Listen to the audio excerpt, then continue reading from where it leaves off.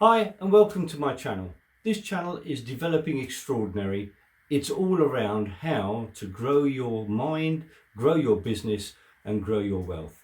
My name's Charles Lastic and today's video is all around 4 assets that you need to really own if you want to become extraordinarily wealthy.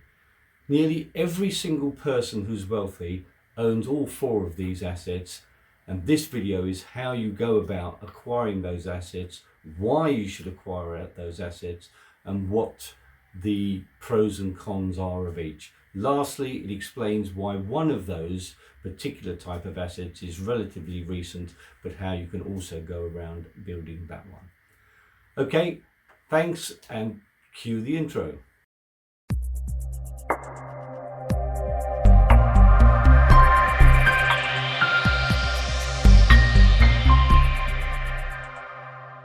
Hi and welcome back. As I said, my name's Charles Lastic.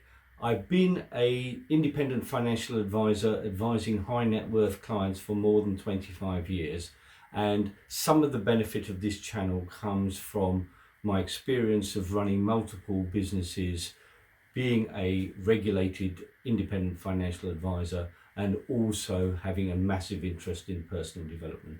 So today's video is around the 4 assets that you should build if you're looking to build extraordinary wealth. So first of all, what is an asset? An asset is an income producing entity. So this is best summarized by this particular book, which is Robert Kiyosaki, which is Rich Dad, Poor Dad. And in this book, Robert talks about how an income producing asset actually puts money in your pocket. So what does that mean? Really, it's not something like your house. The house that you live in doesn't actually put money into your pocket. Now, most accountants would call that an asset, but it's not the case. Here we're talking about assets that put money inside of your pocket. So really, you want to build a stream of different assets, because if you've got more than one asset and you've determined the amount of money that you need to meet at the very minimum your basic levels, so I'm not talking necessarily about your lifestyle, your basic levels, so you don't go bankrupt if your asset for some reason the income stops coming. So if you've got multiple streams of income and every single one of those pretty much meets your basic needs, now you're starting to have a very solid foundational base, because it's very unlikely that every asset would stop producing its income at the same time.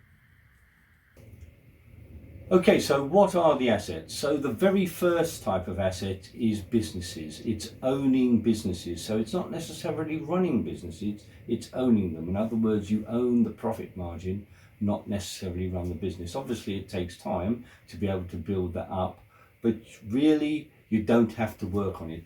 A great example is, say, Richard Branson, who has maybe 8 or 9 separate huge businesses, and all of those businesses have managing directors who run those businesses, and Richard goes out kite surfing or does what Richard does, but he then obviously liaises with his managing directors and makes sure that those things are moving forward.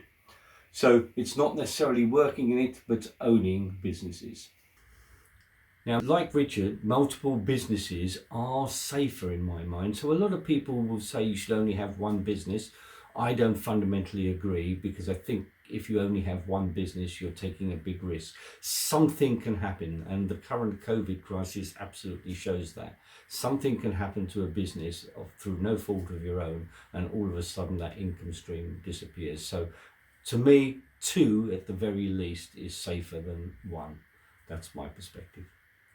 Now, with businesses, it does have the advantage of that you can raise money from investors if your business plan is good enough and they believe in it. However, the negative of businesses is usually you're working in it to build it before you can appoint a managing director, and it is often time consuming and difficult to build businesses well. But interestingly, once you know how to build one business well, you've acquired the skill base to relatively much easier build more than one business well. So that's businesses, but it does take effort and it does take knowledge. So the second area that you should own assets is property. Now, property is a favorite of mine. So again, as I explained before, this is not the home you live in. This is other properties which are rented out. Now, it does require capital, but here again, you can get investment if you're sensible. So 15 to 16 years ago, I built a property portfolio, and all of the capital that was put into that portfolio was from outside investors, and we just ran and acquired the properties and managed them. So yeah, we had to acquire a skill base in it to enable us to do so, but we managed those properties, and a long time ago we repaid those investors back their original capital, and now we own the properties 50-50 with a number of different investors. So you can build a property portfolio without capital if you find the right people and you acquire the right knowledge, so people believe in you and you are able to do that. Now, with properties, although you can get capital in, be careful. Again, it requires good knowledge. Talk to people who've done it before. Understand what you're doing before you do it.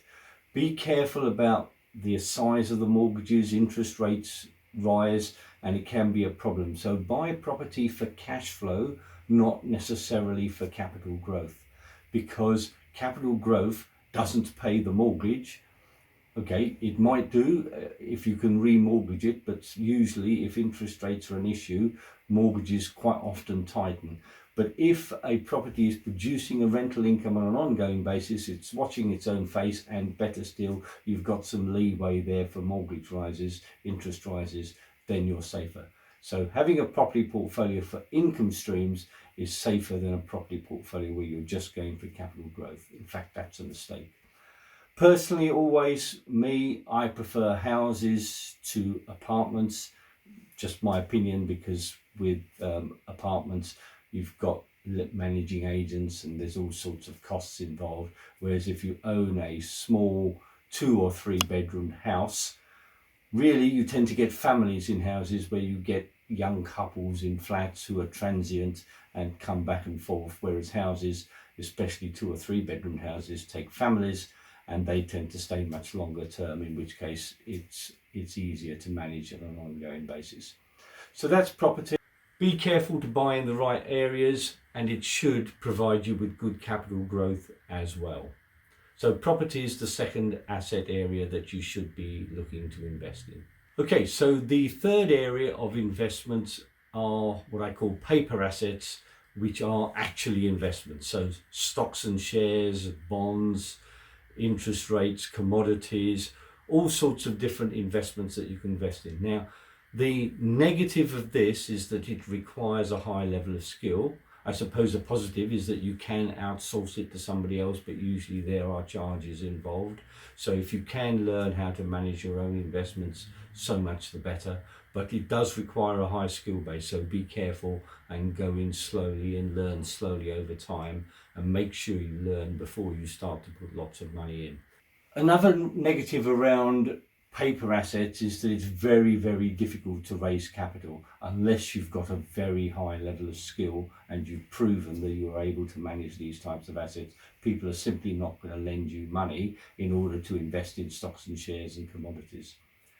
However, a positive is that there can be good tax advantages in these types of assets. So pensions, for instance, will mostly in most countries grow free of tax, and there is also a tax advantage on money going in. And also in the UK, ISAs, there are investments that will grow tax-free. So paper assets are not to be discounted. And one of the major benefits of paper assets is, of course, that usually they're pretty liquid. That liquidity can be quite important sometimes. So if you get a property crash and you need some money to help support your properties, for instance, then having liquid capital in the form of paper investments isn't a bad thing.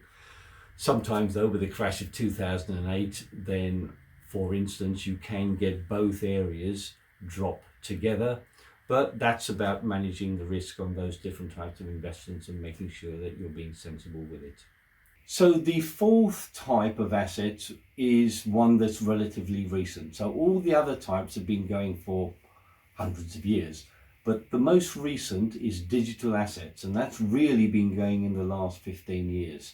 Now, there's a lot of people trying to climb on this, but again, it's similar to businesses but generated online. I quite like digital assets because effectively it works 24/7, and if you build the right type of assets, it can work worldwide. So you've got a massive base, but there is also massive competition. So the other big advantage is that it's low cost. It doesn't take an awful lot to get a camera, some lights, set it up and build a YouTube channel, and then maybe promote some products and whatnot from that. So lots of people have started to make money using digital assets and selling courses, that kind of thing, to produce an ongoing income. And really, it takes a little while to build. And again, once again, like all assets, it requires a bit of a skill base to acquire over time. But again, certainly worthwhile because of the ongoing income stream it can generate and the massive audience that you can also generate, thus also making the income stream higher. So the other major aspect around digital assets is that it can be highly scaled. It's relatively low cost. One person on their own can literally develop this business, and there are lots of YouTubers out there who do nothing else but have a YouTube channel.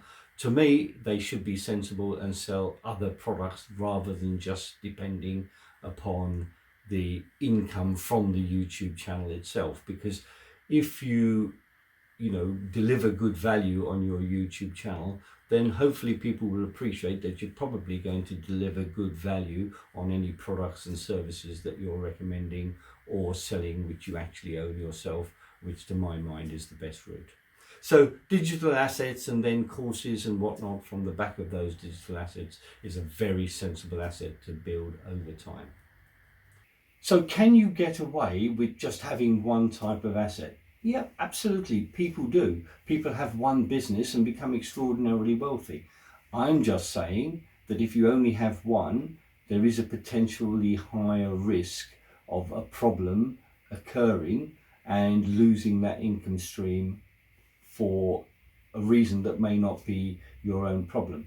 So I believe it's better to diversify, and really, if you build your income stream from one type of asset, whatever it is, whether it's digital or whether it's paper assets or whether it's businesses, then to my mind, the next step to get into is potentially property, because property can be managed, and certainly in the UK, you would have to be careful about your own country, but property can grow in value, it can give you an ongoing income stream, you can get somebody else to manage it, it can be relatively hands-off while you focus on your main income producing asset, and then the income producing asset puts money into the property portfolio, and then you're slowly but surely building a solid ongoing rental income stream over time. And providing you're doing property for an income stream and not for capital growth, and you're careful about borrowing, you should be quite safe. So to me, property would be the second line I would go down to, and in fact that's exactly what's happened. So therefore, those are the four assets. So basically build businesses, build paper assets, build property, and build digital assets. You don't have to have all four, but I would certainly suggest you go with at least two. That's it for today. Thanks very much for listening. Hopefully you found it enjoyable. If you did, please give us a like.